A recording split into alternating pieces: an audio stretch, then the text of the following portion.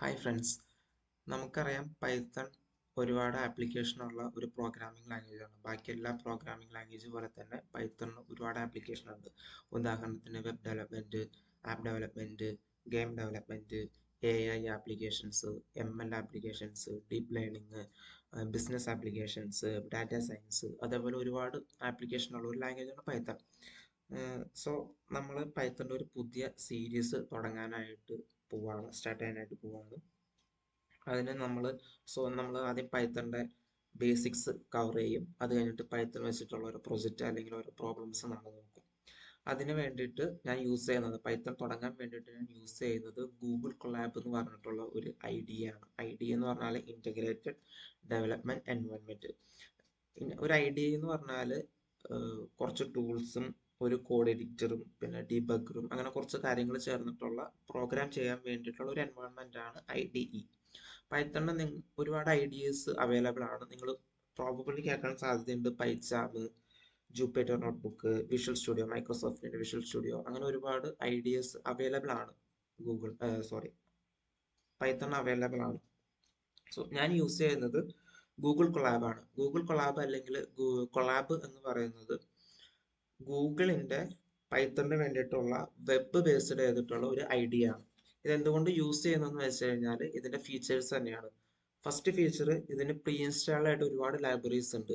ഇപ്പോൾ നിങ്ങൾ പൈച്ചാം പോലുള്ള കോഡ് എഡിറ്റേഴ്സ് യൂസ് ചെയ്യുകയാണെങ്കിൽ നിങ്ങൾ ഓരോ പ്രോബ്ലം സോൾവ് ചെയ്യുമ്പോൾ അല്ലെങ്കിൽ നിങ്ങൾ ഒരു പ്രൊജക്റ്റ് ചെയ്യുമ്പോൾ നിങ്ങൾക്ക് ആവശ്യാനുസരണം നിങ്ങളുടെ ആവശ്യത്തിന് എന്താണോ അതിനനുസരിച്ച് ഓരോ ലൈബ്രറീസ് നിങ്ങൾ ഡൗൺലോഡ് ചെയ്യണം. അതുപോലെ തന്നെ ഈ പൈച്ചാം എന്ന് പറയുന്ന സോഫ്റ്റ്വെയർസ് നിങ്ങൾ ഡൗൺലോഡ് ചെയ്യണം, വിഷ്വൽ സ്റ്റുഡിയോ ഡൗൺലോഡ് ചെയ്യണം, വിഷ്വൽ സ്റ്റുഡിയോ യൂസ് ചെയ്യുകയാണെങ്കിൽ. അപ്പോൾ ഇതിനകത്തൊക്കെ നമ്മുടെ കമ്പ്യൂട്ടറിന്റെ സ്റ്റോറേജ് സ്പേസ് പോകും. അതുപോലെ തന്നെ നമ്മുടെ കമ്പ്യൂട്ടറിന് വേണ്ടത്ര ഹാർഡ്വെയർ സപ്പോർട്ട് ഇല്ലെങ്കിൽ, വേണ്ടത്ര സ്പെസിഫിക്കേഷൻസ് ഇല്ലെങ്കിൽ അത് നമ്മുടെ കമ്പ്യൂട്ടറിന്റെ പെർഫോമൻസിനെ സാരമായിട്ട് ബാധിക്കും. അതൊന്നാമത്തെ റീസൺ. പ്രീ ഇൻസ്റ്റാൾഡ് ആയിട്ട് ഒരുപാട് ലൈബ്രറീസ് കിട്ടും. ഉദാഹരണത്തിന് പാൻഡാസ്, നംപൈ, മാറ്റ്പ്ലോട്ലിബ്, പൈടോർച്ച്, ടെൻസർഫ്ലോ എന്ന് പറയുന്നുള്ള ഒരുപാട് ലൈബ്രറീസ് പ്രീ ഇൻസ്റ്റാൾഡ് ആയിട്ട് ഗൂഗിൾ കൊളാബിൽ അവൈലബിൾ ആണ്. രണ്ടാമത്തെ ഫീച്ചർ ക്ലൗഡ് സേവിംഗ് ആണ്. അതായത് നമ്മൾ ഓരോ പ്രൊജക്റ്റ് ചെയ്യുമ്പോൾ നേരത്തെ പറഞ്ഞ കോഡ് എഡിറ്റേഴ്സിലെല്ലാം തന്നെ ഈ പ്രൊജക്റ്റും ഫയലുകളും എല്ലാം സേവ് ചെയ്യുന്നത് നമ്മുടെ നമ്മുടെ ഡിവൈസിലാണ്. സോ അഗൈൻ അത് നമ്മുടെ സ്റ്റോറേജ് സ്പേസ് കുറയ്ക്കും. ഇവിടെ നമ്മൾ ഏത് ഗൂഗിൾ ID യൂസ് ചെയ്തിട്ടാണോ സൈൻ ഇൻ ചെയ്യുന്നത് ആ ഗൂഗിൾ IDയിലുള്ള ഗൂഗിൾ ഡ്രൈവിലായിരിക്കും എല്ലാ ഫയൽസും സ്റ്റോർ ആവുക. സോ എല്ലാ ഫയൽസും നമ്മുടെ ക്ലൗഡിൽ സേവ് ആകും.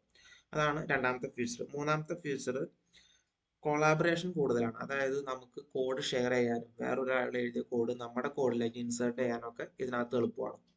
നാലാമത്തെ ഫീച്ചറാണ് ഏറ്റവും ഇമ്പോർട്ടൻറ്റ്. നമുക്ക് ഗൂഗിളിന്റെ GPUം TPUം ഫ്രീ ആയിട്ട് യൂസ് ചെയ്യാം.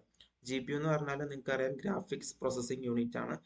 GPU സത്യത്തിൽ ഒരു കോംപ്ലക്സ് ആയിട്ടുള്ള പ്രോബ്ലത്തെ കുറെ ചെറിയ ചെറിയ പീസസ് ആക്കും, ചെറിയ ചെറിയ ടാസ്കുകളായിട്ട്. ഈ ടാസ്കുകളെല്ലാം ഒരുമിച്ച് ചെയ്യും. അതാണ് GPU ചെയ്യുന്നത്.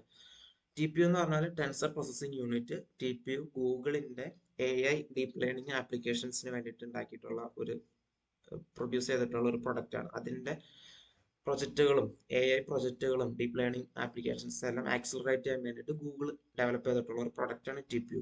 സോ നമ്മൾ ഇതിനകത്ത് ഇപ്പോൾ ഗൂഗിൾ കൊളാബ് യൂസ് ചെയ്തിട്ട് നമ്മൾ ഒരു AI ML പ്രൊജക്റ്റ് ചെയ്യുകയാണെങ്കിൽ അത് അത്യാവശ്യം GPU കൺസ്യൂം ചെയ്യുന്ന ഒരു പ്രൊജക്റ്റ് ആണെങ്കിൽ നമുക്ക് ഗൂഗിളിന്റെ സെർവറിന്റെ GPU നമുക്ക് യൂസ് ചെയ്യാം, ഫ്രീ ആയിട്ട് യൂസ് ചെയ്യാം. അതാണ് മെയിൻ ഫീച്ചർ. സോ ഇതെല്ലാം കൊണ്ടാണ് നമ്മൾ ഗൂഗിൾ കൊളാബ് യൂസ് ചെയ്യുന്നത്. ഗൂഗിൾ കൊളാബ് യൂസ് ചെയ്യാനായിട്ട് നമുക്ക് വേണ്ടത് ഒരു ഡീസൻ്റ് ആയിട്ടുള്ള ഒരു ഇന്റർനെറ്റ് കണക്ഷൻ മാത്രമാണ്. പ്രൈമറിലി നമുക്ക് അത് മാത്രം മതി. പിന്നെ ഒരു ഗൂഗിൾ ID. സോ നിങ്ങൾ ഗൂഗിൾ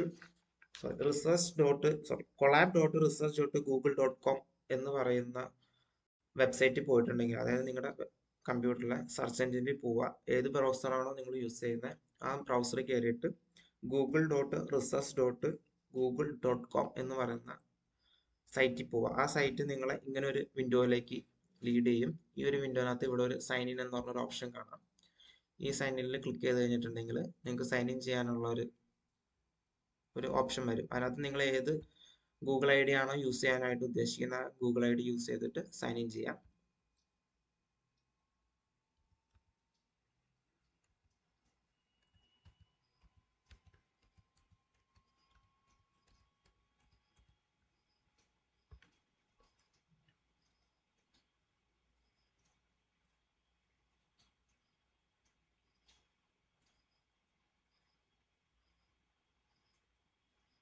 നിങ്ങൾ സൈൻ ഇൻ ചെയ്ത് വരുമ്പോൾ തന്നെ നിങ്ങളുടെ കറസ്പോണ്ടിങ് ഗൂഗിൾ ഡ്രൈവിൽ ഉള്ള ഒരു ആക്സസ് ചെയ്യാൻ വേണ്ടിയിട്ടുള്ള ഗൂഗിൾ ഡ്രൈവിലെ ഫയൽസ് ആക്സസ് ചെയ്യാൻ വേണ്ടിയിട്ടുള്ള അതേപോലെ ഒരു പോർട്ടൽ ഓപ്പൺ ആയിട്ട് വരും.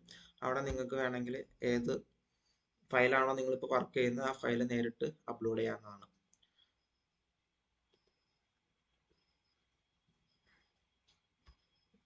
സോ ഇതാണ് ഫസ്റ്റ് വീഡിയോയിൽ ബേസിക് ആയിട്ട് പറയാനുള്ളത്. അപ്പോൾ നമ്മൾ അടുത്ത വീഡിയോ മുതൽ നമ്മൾ പൈത്തണിൻ്റെ ബേസിക്സ് സ്റ്റാർട്ട് ചെയ്യും.